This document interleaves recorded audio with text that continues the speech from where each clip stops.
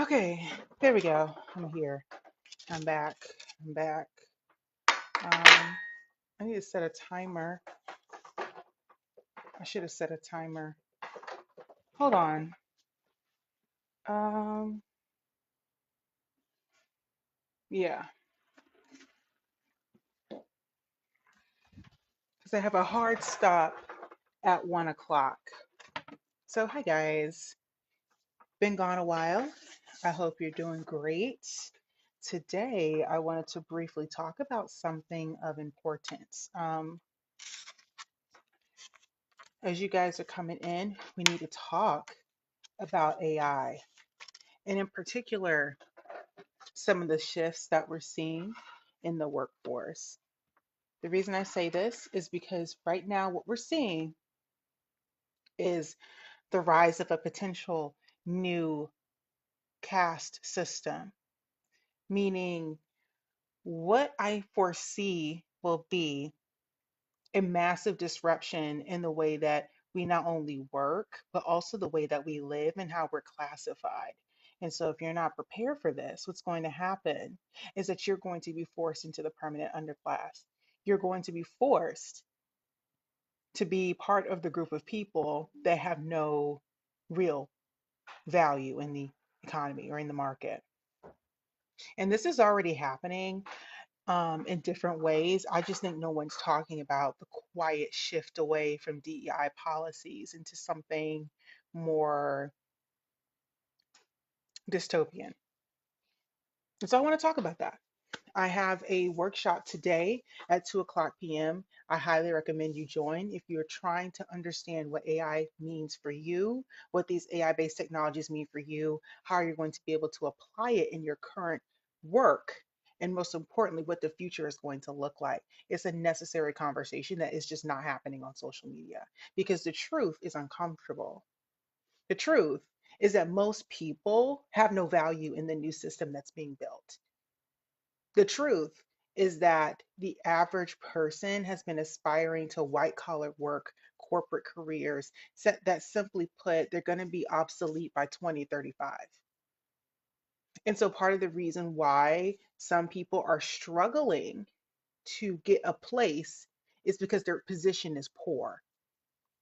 Let me say that again. Some of you are struggling to find a place at a company because your positioning is poor. You're not well positioned in the current economy. So you're being weeded out. That's what that means. And I know you're probably wondering, how does AI play into that? It's one of the many filtering mechanisms that are in place currently. I need y'all to understand this. No one's job is being taken by AI right now, but in 5 years, many jobs will be obsolete. And some people are going to survive the transition to a new economy, a new caste system. Some people will not be able to survive. Some people will be filtered out, permanently blocked, permanently. When I say permanent, I mean permanent, not just you, but your entire bloodline blocked out of opportunity for the next 4 to 5 generations. It's that serious. I want to really get you guys to think about what a caste system actually is. It's a structured order where people are born into a station, they're born with a title, they're born with a certain designation, and they don't get to leave. That's what that means. So let's go back in time. Think about the Gilded Age. When we think about the 1920s, we think about the Roaring 20s. It was a boom in culture for America and in some places around the world, right? A lot of movies, there was some innovation that happened, music that came out that people were enjoying, but that wealth, that privilege, that period of prosperity was not evenly distributed in the population. So when the Great Depression hit, it hit everybody, but it hit some people harder than others. Why? Because some people were used to times of affluence, times of prosperity, and then there was times of hardship. And what did that lead to? Global war. Follow me, follow me, follow me, follow me. America has had periods of rapid growth, r- prosperity, ungodly amounts of wealth have been made in America. And we're about to head to a period of rapid transformation, technologically, militarily, rapid transformation. Thank you for the likes, Annabelle. We're headed towards a period of rapid transformation and rapid growth, but we're also headed into a period of immense hardship and suffering.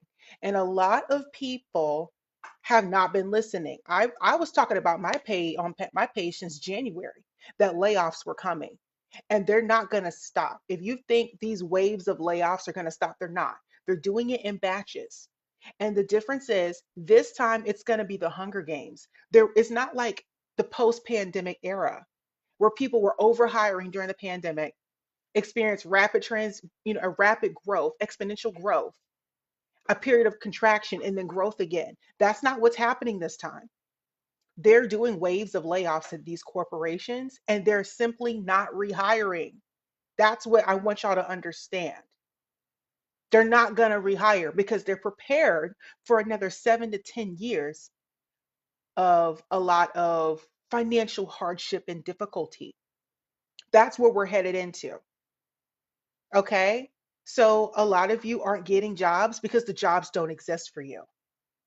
We're in a contractionary period.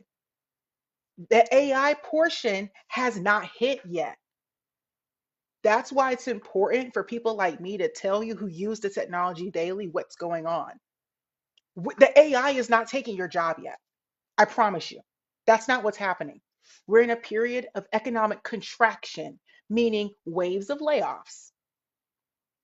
They're culling the herd, right? They're weeding people out, but they're not replacing these jobs. They're just simply put working with less people.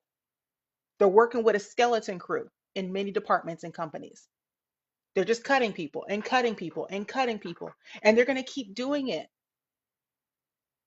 because they need to guarantee profits year over year. They have financial goals they have to hit for their shareholders. So, all the companies that are public, I want you to understand that's why you're having a hard time getting a job. There's just simply fewer job postings.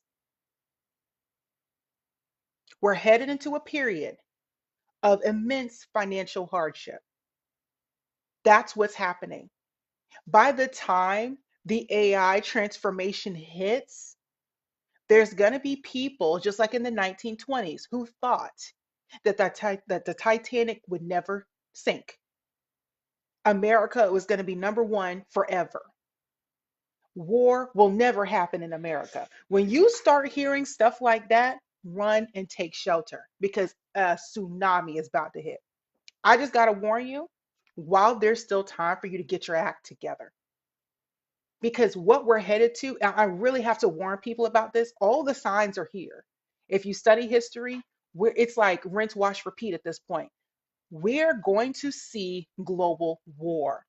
And that is going to usher in an era of rapid AI transformation. A lot of technologies are hitting the market right now. Companies are preparing for war, a wartime economy. That's where we're headed to. And so, what's going to happen is companies, defense contractors, AI or technology companies are going to make a lot of money. A lot of money. My God, the contracts that the federal government is signing right now, they're going to make a killing. But a lot of Americans are going to be displaced and there will be no jobs for you. So that's why I want to warn you now. What you're seeing in the current is economic hardship, but this is going to pave the way for global war. And it's going to be global this time. The preludes are already here. Remember what happened in World War One. I'm trying to take y'all through history so you understand the pattern. The 1920s was a period of prosperity for some. And then the Great Depression hit. People lost everything. But notice the prosperity of the 1920s was not distributed equally. So there were poor people in the 1920s who weren't experiencing a lot of prosperity. They just went through the Great Depression and they were like, we were struggling anyway. So they were struggling regardless, right? They were already on the margins of society. But guess what happened in the 1920s? The people who had all this money, all this wealth, a lot of them lost it because they never thought things would change. And one day, that Black Tuesday, the markets crashed. People were jumping out of buildings. People were unaliving themselves because they couldn't believe what was taking place. They thought that America, nothing like that could ever happen here. And it did. People weren't ready. Thank you for the likes, Annabelle. So I want to share this with you as context before we dive into the AI topic, because AI, like I want to dispel any notions that AI is the reason for this. AI is not the reason why this is happening. It's happening simply because it's time. It's time for global war. World War I, prosperity, Great Depression, economically around the world, countries were struggling, and that led us to a world war. What happens during wartime? Countries start investing a lot of money into technology and they develop innovative weapons to use. Innovation, lots of technological innovation that leads to the development of new weapons, scientific discoveries, all sorts of crazy stuff happens because there's so much money being pumped into research and development. Same thing with World War II. Track with me, guys, track with me. Same thing with World War II.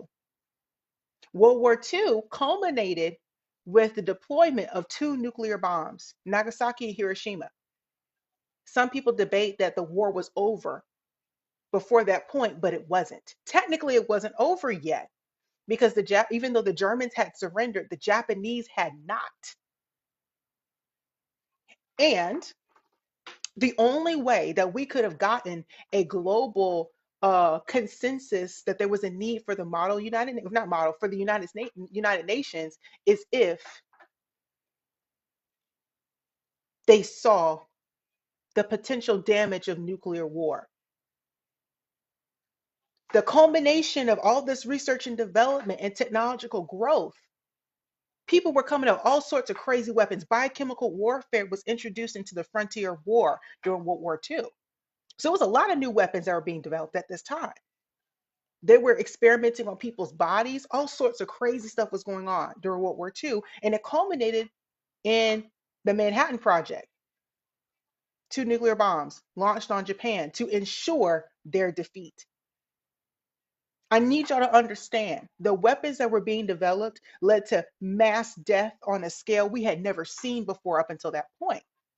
So the only way, and this is what the American government decided, they had people talking about this, and what they decided was that the only way that people would fear global war is if they saw the potential damage of a nuclear weapon, because the Germans were also building their own nuclear weapons too.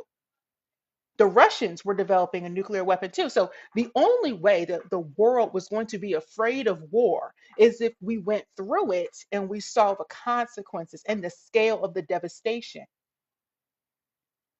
We launched those nuclear bombs, and then as a result, peace. Model United Nations, not model, I keep saying model United Nations, but the United Nations, that template, because remember, Woodrow Wilson had tried to propose the League of Nations and it didn't take. It didn't work out. So United Nations was the result. That was like a reformed version of the League of Nations, so to speak. But United Nations came together on the ashes of everything that happened after World War II.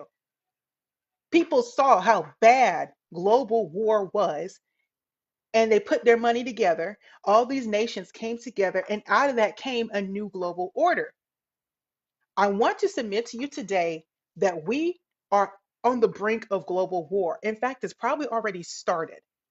And the signs are here because the tech companies have gone to country to country to country and started signing defense contracts. They're actually using AI enabled tactics to make decisions about war. That's why it's really, really, really important for y'all to stay locked in with what's happening in Ukraine. Stay locked in with what's happening in Ukraine and what's happening in Gaza because they're using AI tech to determine who the threats are. And they're massively recruiting people who are technologists, AI ethicists to help them decide what they're going to do with all this massive data that they're mining on their populations. They got AI drones. They have AI algorithms in these rooms in the central command centers to decide who lives and who dies. It's that serious, y'all. And so when you start seeing rapid innovation and growth at this scale, we're talking about catastrophic levels of suffering globally because of the technology that they're developing. That's how I know we're on the brink of war because every country is positioning themselves economically, diplomatically, they're making alliances, they're cutting deals, they're injecting a lot of money into R&D, not to go to space, but to go to war on earth. And I think this is important because the only way that the new caste system is going to rise is if the system, meaning like the infrastructure to support it, is launched. They got to unplug the current system to boot up the new system. Does that make sense? What we're doing right now is not sustainable and it will end. And they're going to introduce and shift the global population to a new global structure on the ashes of World War III. I need y'all to understand how serious this is. That's the reason why I can't say definitively that AI is taking your jobs because technically your job exists. It's just they're hiring less people. They're preparing for a wartime economy. They're preparing to work on a skeleton crew. And all of those people that are not getting those corporate jobs, who were forced out, laid off, all those people who don't have federal jobs anymore, what do you think they're going to be doing? All those people who were part of the Job Corps and the Job Corps was discontinued, what do you think they're going to be doing? They're going to be fighting, is what they're going to be doing. They're going to join ICE. That's what they're going to be doing. So if you want to join this conversation and if you want to understand the full extent of this, you need to join my call at 2 o'clock. The link is in my bio. Join the call, join the conversation because we're going to be talking through this in real time. We're going to be discussing some of the trends that's happening with the technology, and we're going to connect it to what we're experiencing right now because there is a shift that's happening, but people don't know what it is that they're looking at.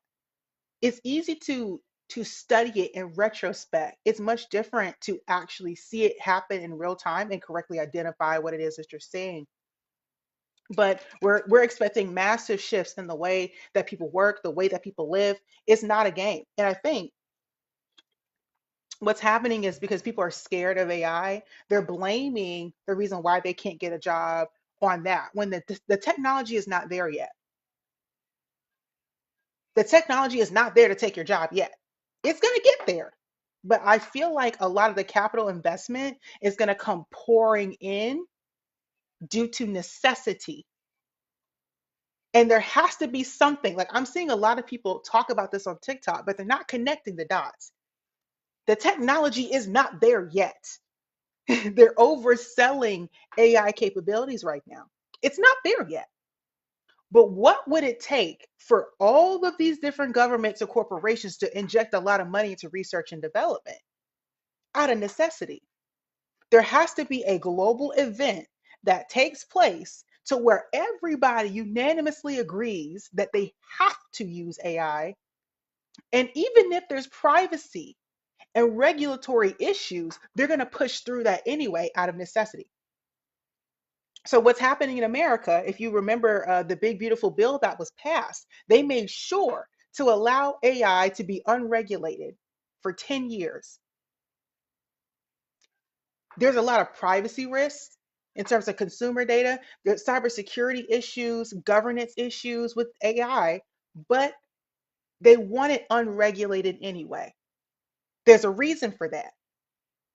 Track with me. They know that there is going to come a day, and it's pretty soon, where the government, they need as much consumer data as possible. They don't want any red line, any red tape, any bureaucratic issues because war is coming. That's what this is really about. War is coming. They need the data. They need anything at their disposal to use in the theater of war. So they put that in the bill for a reason. And what you're going to see is countries around the world, and it's already happening right now, countries around the world are striking deals, making alliances, and they're signing the dotted line with these tech companies because the tech companies have the capacity to do this at a scale we've never seen. We're talking about mining large amounts of data. That's why they're putting up all these different server farms everywhere. Like y'all are saying, oh my God, what about the environment? Nobody cares about the environment when millions of people are about to perish. This is war. They need as many servers as humanly possible and people to man the servers because this warfare, this theater of war is going to be different. Yes, there will be kinetic warfare. Yes, there will be people on the front lines physically fighting, but it's going to be humans and technology, humans and AI partnering together to launch these different military campaigns. And like I said, with every global war, there's like a dramatic uh, increase in technology and development. So I think that is what's going to really prompt all these different companies to rapidly adopt AI, rapidly adopt technology. And I think that's the reason why some people are having a hard time getting their jobs. They're having a hard time applying because I think they were forced out of the economy. I think that they're, I guess the economists, so to speak, are deciding that we're going to need labor for this military campaign. So some of you don't need to work in white collar work because they want you to enlist in the military. They don't want you in a desk somewhere because they need you in ICE. They need you to be an ICE agent. Like I said, this is war. They need boots on the ground. They don't need to enlist people. They don't need to necessarily, I wouldn't say enlist. They wouldn't need to do any sort of military conscription because there's going to be groups of people in America that don't even have a 9 to 5. And you got bills to pay. So if people get desperate enough and the benefits are good enough in the military, they're good enough to be an ICE agent, what are you going to do? So I need y'all to connect these dots to understand the much bigger picture, which is that within the next 10 years, we're talking about full scale global war. And the caste system that's going to take shape, I guess, will probably be the byproduct of the new global political system that's going to be erected within the next 10 years. So, my suggestion would be if you want to learn more about this topic and talk about the specifics, then you need to join my call. The link is in my bio. It's a call later today at 2 o'clock Eastern time. And we're going to talk through some of these changes in technology, but we're also going to talk through the specific caste system itself so you can understand where you rank. You could do a personal self assessment to understand what's happening in your personal life and what the danger is of you being displaced. That is kind of like, I would say, subjective because everybody is positioned differently. So this idea that no one's going to have a job is simply not true. A lot of the hyperbolic rhetoric that you're seeing on social media about AI taking everybody's jobs, that's not necessarily the case. Some people are more easy to replace than others, and that's due to your level of skill, meaning what skills do you have? What skills do you have? Some people simply put aren't skilled. Some of you have overestimated your value in the current job market, and your skill does not necessarily translate to a college degree. So that's something to consider. Like if you are coming into this thinking, oh, well, I should be fine because I have a master's degree, I hate to break it to you, but your master's degree does not guarantee your position, right? Positioning does not equal your education. The way that you're positioned in this job market has more to do with who you know, your place in the current system, and how much and how prepared you are for the new digital system that's going to kind of replace what we're having currently.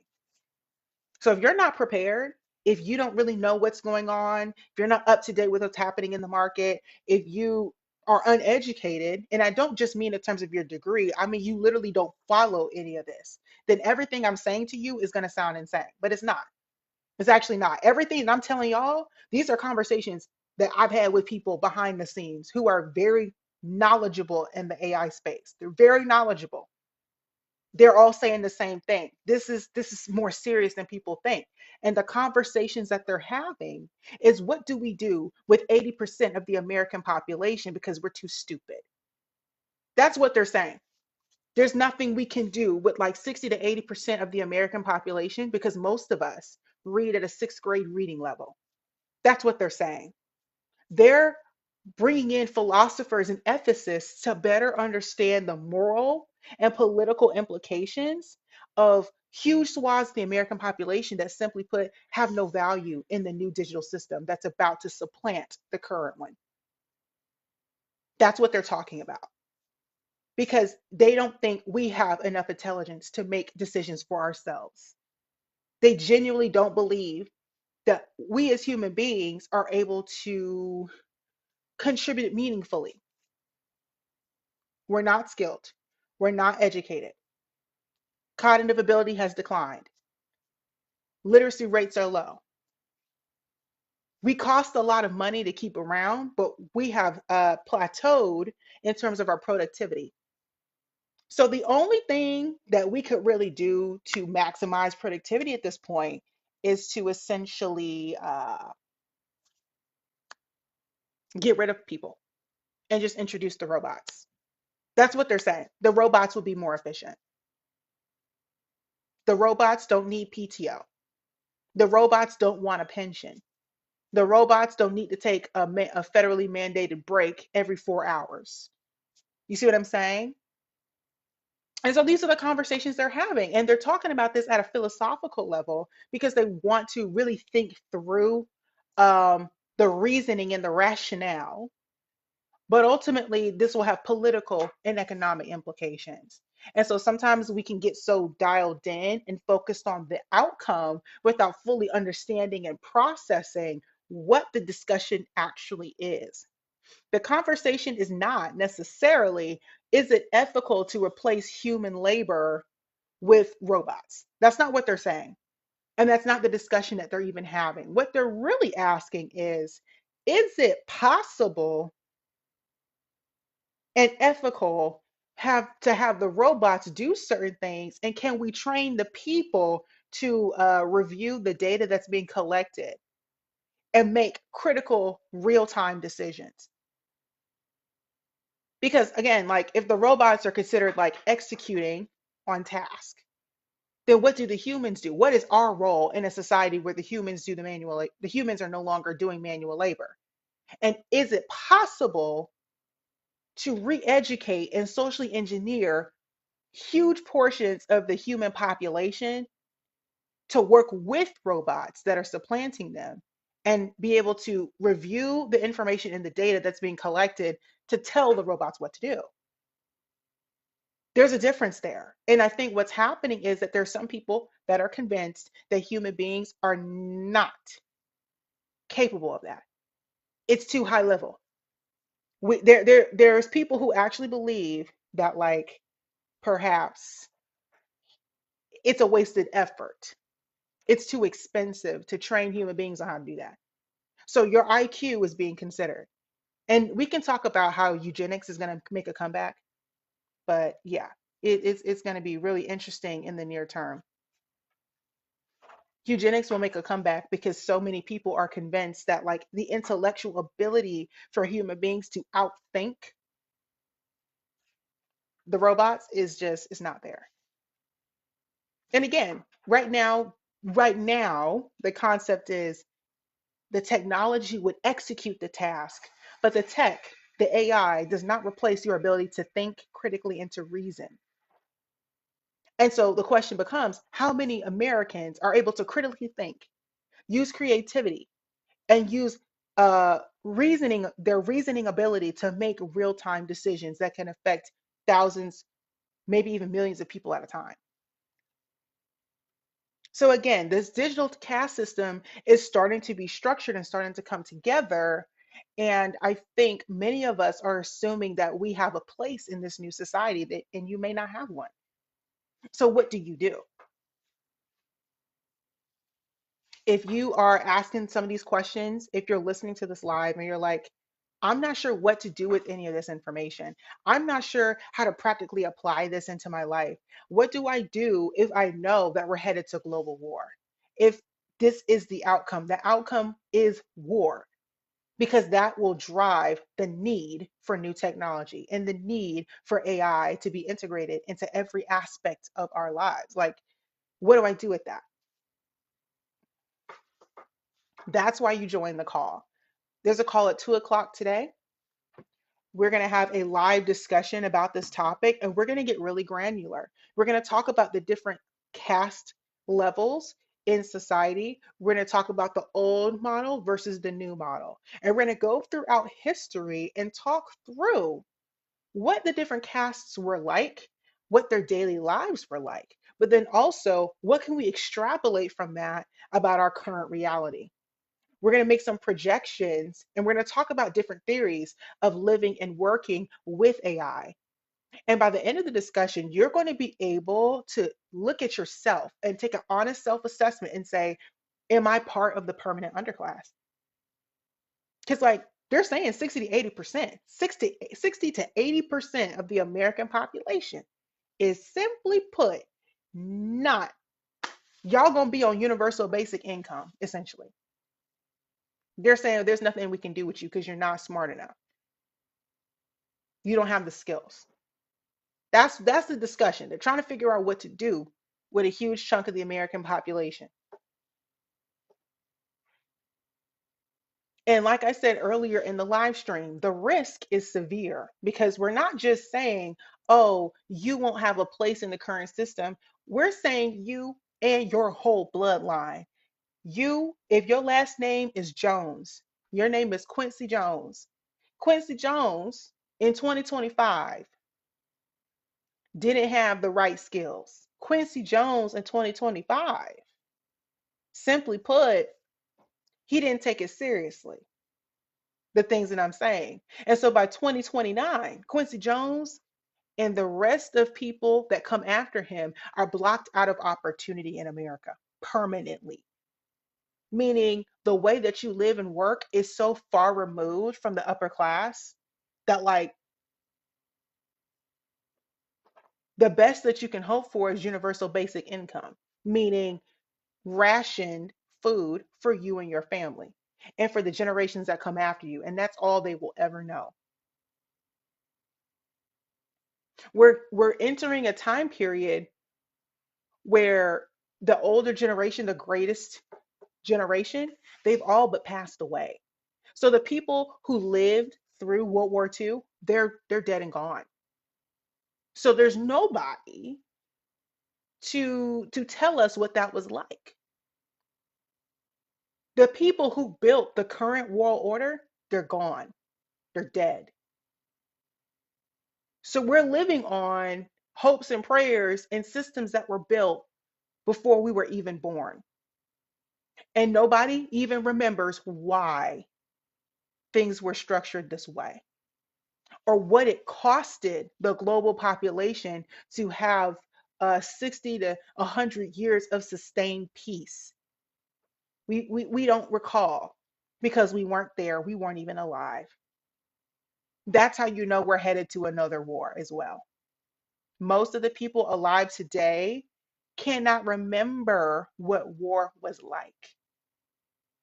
And when you get to that point, you got to remind the human population of what they have to lose.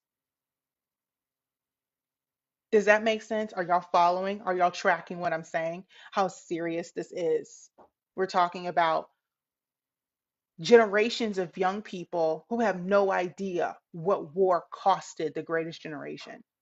They have no idea. A lot of us have no understanding of why marriage was important or why having kids was considered not a privilege, but a necessity. Like we have no idea what life used to be like before America was considered, I guess, the global hegemon over this, I guess, this global system, right? America is at the top for now.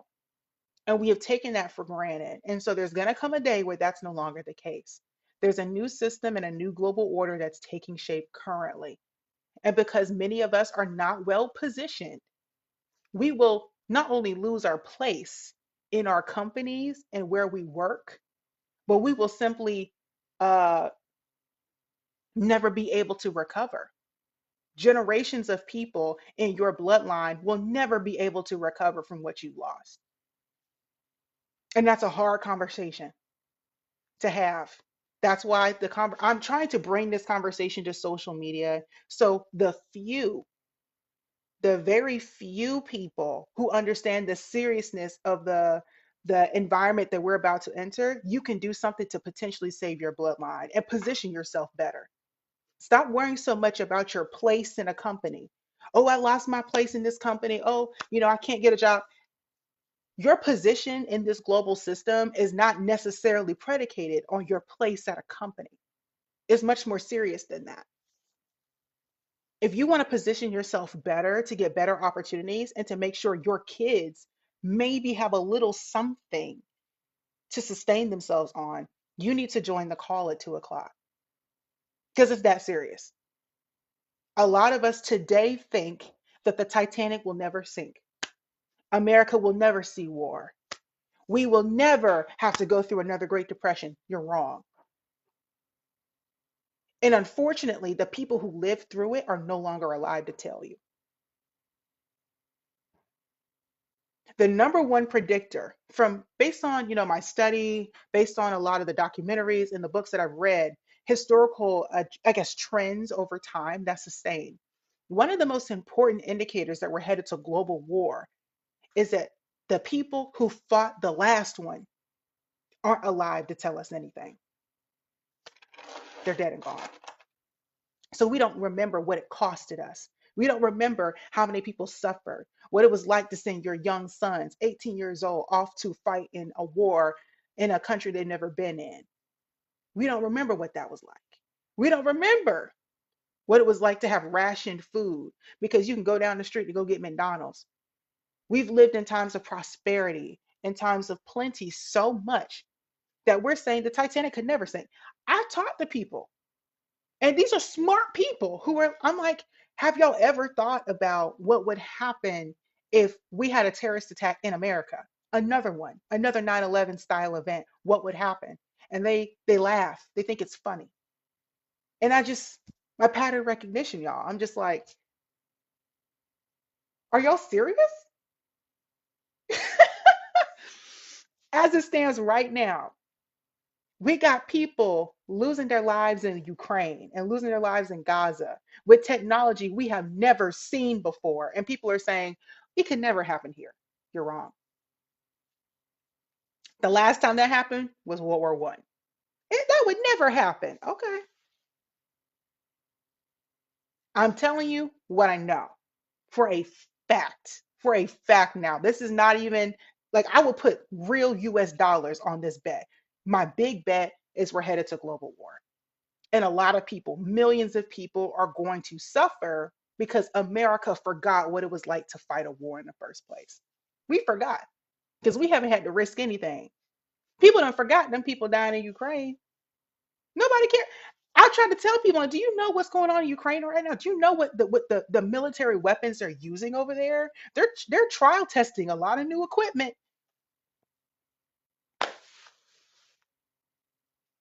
because the theater of war is so far removed from us.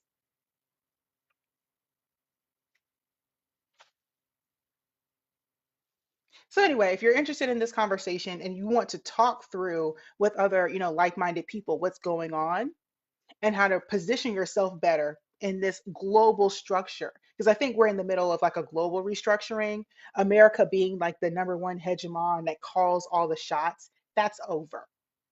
That's over. That's a holdover from World War II and it's obsolete. in case no one has said that. America ain't calling the shots no more. America's not calling the shots, not like we used to. So we need to prepare and position ourselves for a different global structure that's more multipolar. How do you survive in the middle of global conflict? What countries do you move to? What skills are they looking for? How do you position yourself in a job market where maybe nobody is really that impressed anymore that you went to an American university? People can't even fathom that. I've talked to very intelligent people who are still convinced that American universities are the best. Okay. Hong Kong would like a word.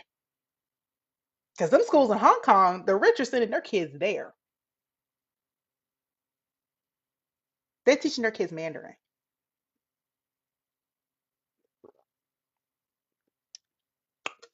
By the way, if they want their kids educated, they send them away because they're preparing their children, their bloodline for a world that's not American centric. America's just going to be another country.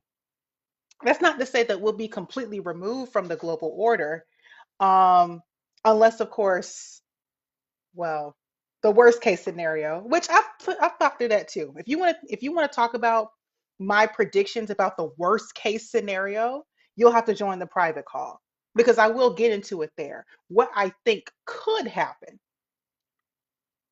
because the signs are there, but again, the specifics of how this will play out are uncertain. But there's been a lot of speculation behind the scenes with folks who are in the military, who are ex-military, about what might happen in America and why they're like, let's see how this goes, because it's looking a certain way. But again, I can't talk about some of that stuff on a private on a public platform. It'll need to be private. So if you want to join the private call, the link is in my bio. Literally, you just have to register for it. It's a free call, but it's you just have to register for it. It's only a certain amount of people I'm allowing into the call. That's why. So anywho, if you guys have any questions before I hop off, because I do need to finish my prep work for the call. If you have any questions about any of the things that we have discussed, drop them in the comments and I will do my best to answer. If not, then I'm going to finish my lunch and I'm going to go. Oops, because your girl is still preparing for the call. So if you have any questions about the way AI is currently being used, what the use cases are, let me know and drop it in the comments. Mm, mm, mm, mm, mm. If not, then you guys go ahead and register. The link is in my bio. It is an hour and I think an hour and 15-minute call. It's a private call with several other people, and we're going to be discussing the role that AI has in the current system and also in the new digital system that's being built. We're going to take special uh, care to discuss social class because it's important to understand the different class designations because there will be somewhat of an internal restructuring in the United States. So the people who are at the top right now may not be at the top of the hierarchy in the next 3 to 5 years. And I say may because there's a lot of nuance to that discussion. It's not cut and dry. And by the end of the discussion, you'll be able to better understand the global system and what's happening around you. You're going to see it from a different lens, but you will also be able to do some introspection to better understand where do I fit into this global structure? With what's happening in America, how can I better position myself so I can potentially save my bloodline and position them for better opportunities? Because unfortunately, the doors to opportunity are closing. In fact, the door is probably closed. It might be a window. So my suggestion would be if you were trying to make sure that your kids have enough food to eat, that you're not relying on government services or some sort of UBI based system that's going to take shape.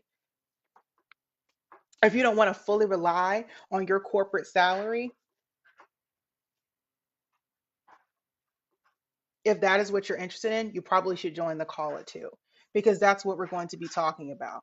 The new system that is being structured is going to be incredibly hostile to people who are not value generators and who have not positioned themselves effectively. If you're relying on your corporate salary in 2025 and you have no other income streams, I don't know what to tell you. Hi, Nestle. I hope you're doing well.